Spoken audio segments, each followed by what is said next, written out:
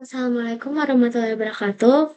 Perkenalkan nama saya Nanda Karinia dengan NIM G002430 dengan dari kelompok B4. Saya akan menjelaskan mengenai laporan ketiga yaitu anatomi artikulasio genu dan os femur. Ya, jadi ada seorang pria 23 tahun mengalami cedera lutut saat bermain futsal. Ia merasakan bunyi krek dan lututnya terasa tidak stabil. Setelah kejadian, lututnya membengkak dan sulit digerakkan. Yang pertama, jelaskan anatomi penyusun artikulasio genu yang lengkap. Yang kedua, jelaskan ligamentum yang memperkuat artikulasio genu. Dan yang ketiga adalah jelaskan anatomi os femur. Oke, kita mulai dari yang pertama. Nah, yang pertama, jadi artikulasio genu itu atau sendi lutut itu adalah sendi sinovial yang sangat kompleks dan berfungsi sebagai penghubung antara femur, tulang paha, dan tibia atau tulang kering. Nah, jadi ada struktur anatomi artikulasio genu. Jadi yang pertama ada komponen tulangnya. Komponen tulangnya itu ada os femur, ada os tibia, sama os patella. Nah, os femur ini atau tulang paha itu terdiri dari kepala femur atau caput femoris, terus ada juga condylus medialis dan lateralis, dan fossa intercondylaris. Nah, kepala femur ini dia memiliki bentuk bulat dan artikulasi dengan acetabulum pada tulang punggung.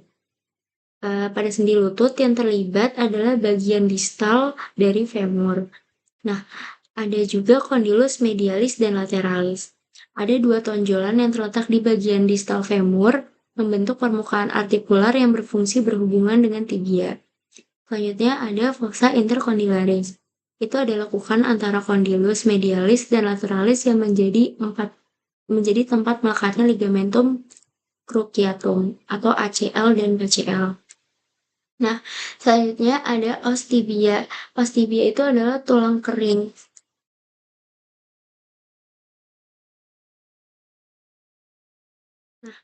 uh, ada plateo tibialis. Nah, itu adalah permukaan datar di bagian proksimal tibia yang terbagi menjadi dua bagian, yaitu medial dan lateral.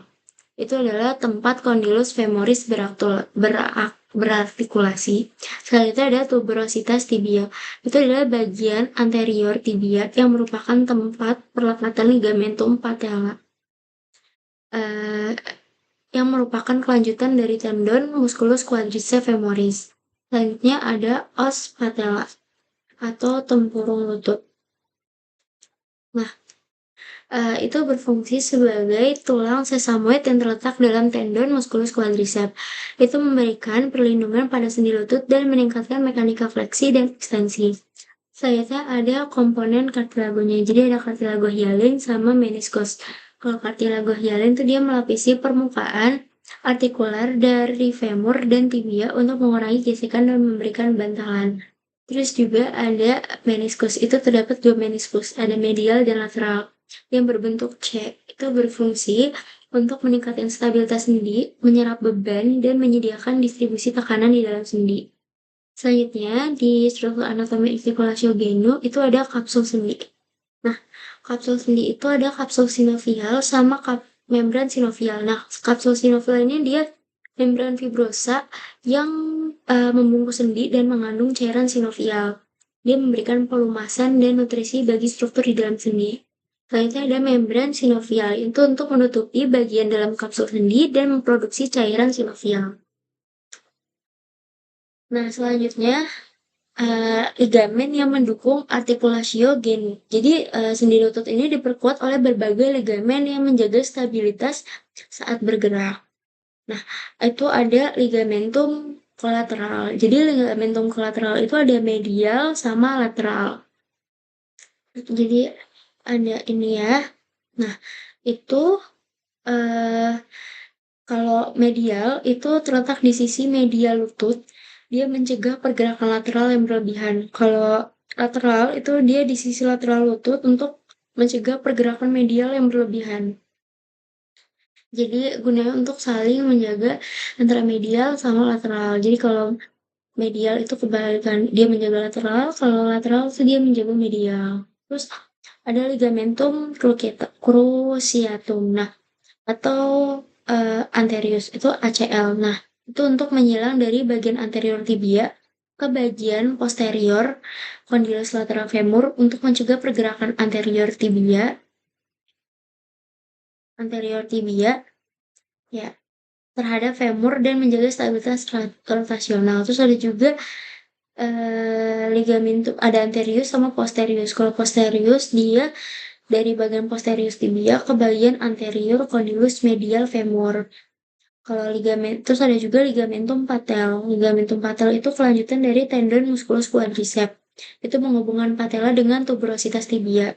Itu membantu stabilisasi sendi lutut. Terus ada juga ligamentum meniscofemoral. Itu menghubungkan meniskus lateral dengan femur. Itu untuk menstabilkan juga saat lutut bergerak. Selanjutnya ada ligamentum popliteum.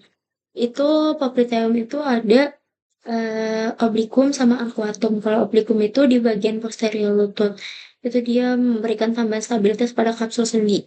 Kalau arcuatum itu dia berperan dalam menstabilkan bagian posterior sampai lateral lutut. Oke, yang ini ya. Nah, terus ada otot yang menggerakkan artikulasio genu. Yang pertama itu adalah otot anterior. Nah, otot anterior itu ada musculus quadriceps femoris yang ada di sini. Terus abis itu ada eh, otot otot anterior, posterior, sama medial.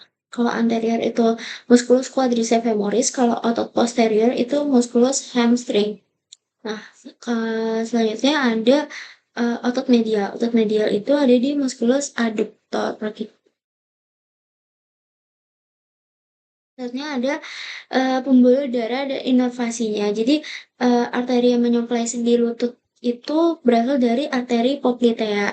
Nah, arteri poplitea ini bercabang menjadi arteri genikular, medial dan lateral, dan arteri tibialis anterior dan posterior. Nah, arteri ini memberikan pasokan darah ke sendi dan struktur di sekitarnya.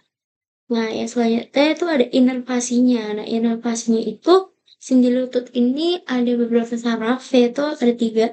Nervus femoralis, terus ada nervus sciaticus, dan nervus tibialis, dan nervus fibularis.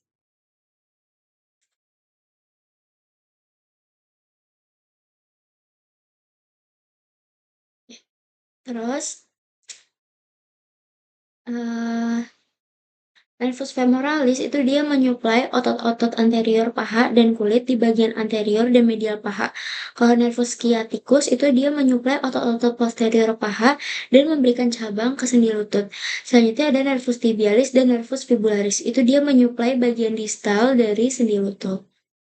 Nah, cedera pada artikulasio genu itu sering terjadi akibat trauma seperti pada olahraga, terus gejalanya itu seperti bunyi krek, terus dia bengkak dan ketidakstabilan dapat menunjukkan adanya cedera pada ligamentum cruciatum seperti ACL. Nah, atau kerusakan meniskus. Jadi penanganan yang tepatnya itu biasanya fisioterapi atau pembedahan. Seperti itu. Terima kasih.